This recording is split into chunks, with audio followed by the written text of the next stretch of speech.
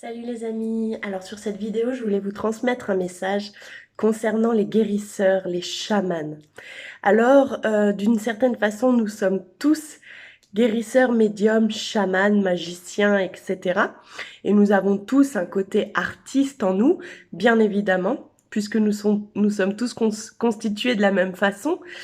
Mais ensuite, nous avons quand même tous un destin qui est unique, une destinée qui est pour moi tracée.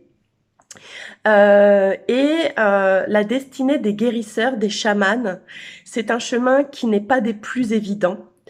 Car tant qu'on n'est pas au clair avec ça, qu'on n'assume pas pleinement notre vérité du fait que l'on perçoit des choses dans l'invisible, qu'on guérit les gens et qu'on a un rôle à jouer sur cette terre, eh bien, tant qu'on ne prend pas notre place, nous n'arrivons pas à nous réaliser, que ce soit au niveau matériel, au niveau professionnel et financier. La vie nous fouette tant qu'on ne prend pas ce chemin. Voilà, moi je sais que tous mes oncles étaient guérisseurs. Ils sont tous morts, hein. Alors attendez, je veux pas vous faire peur en mode vous allez tous mourir, mais c'est juste pour vous expliquer que c'est un destin et que la seule échappatoire, si on veut enfin être bien heureux, en bonne santé et gagner sa vie financièrement, c'est d'accepter ce destin quand on se sent poussé vers ce chemin, sur ce chemin. Voilà, parce que des fois, on s'accroche désespérément à avoir un métier entre guillemets normal, comme tout le monde, un métier conventionnel, hein. Mon père, par exemple, était avocat. Et bien malgré ça, il en a chié. Malgré ça, il a été beaucoup challengé. Il avait des difficultés au niveau financier. Il avait des difficultés au niveau de sa santé. Il me disait parfois qu'il ressentait les choses, mais il n'arrivait pas à expliquer. Il avait parfois des visions sur le futur. Il regardait le ciel et il ressentait les choses. Il me disait, Tatiana, je sens quelque chose. Il n'arrivait pas à mettre des mots dessus. Et moi, ensuite, j'ai pris le relais. J'ai eu aussi des difficultés financières, des difficultés au niveau de ma santé.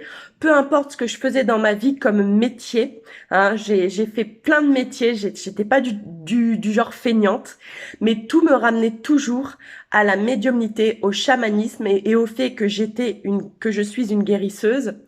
Et c'est comme si j'avais pris le relais de mon papa. Et j'ai été énormément coachée, guidée par tous mes ancêtres ainsi que mon père dans les mondes invisibles pendant des années. J'ai compris beaucoup de choses sur moi, sur la vie et sur le corps grâce à tout ce que j'ai vécu. Aujourd'hui, je suis soutenue par 2 médecins asiatiques pour avancer en ce sens, pour aider la science à évoluer par rapport à ça, par rapport au fait qu'il est important de prendre en compte les mondes invisibles et que les chamans, les guérisseurs, les médiums ont leur place sur cette terre comme tout le monde. Moi, c'est vraiment ce pourquoi je veux œuvrer tant que je serai incarnée sur terre pour rendre justice à tous les chamans, les guérisseurs et les médiums, car on guérit les gens, on fait du bien à la planète de par notre aura, de par nos énergies, sauf que personne ne le voit et des fois on peut mourir discrètement sans que personne ne le voit également, hein.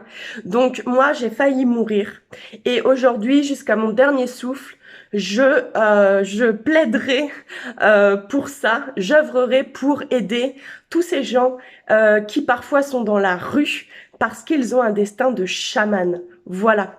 Donc, on est tout aussi important qu'un médecin, qu'un pharmacien, qu'un avocat, voilà. On a notre rôle à jouer, les chamans, les artistes, les guérisseurs, les médiums.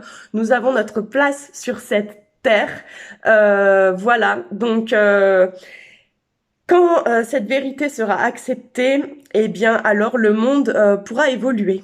Je vous fais de gros bisous et je vous dis à bientôt dans de prochaines vidéos. Salut!